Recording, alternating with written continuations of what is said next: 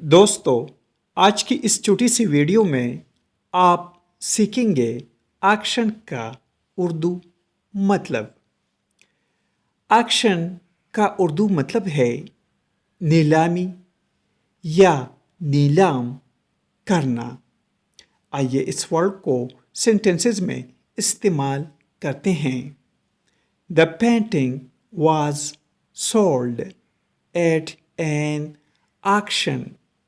اس کا مطلب ہے تصویر کو نیلامی میں فروخت کیا گیا۔ They decided to auction the old furniture۔ اس کا اردو مطلب ہے انہوں نے پرانے فرنیچر کو نیلام کرنے کا فیصلہ کیا۔ دوستو ویڈیو کو لائک اور شیئر ضرور کریں۔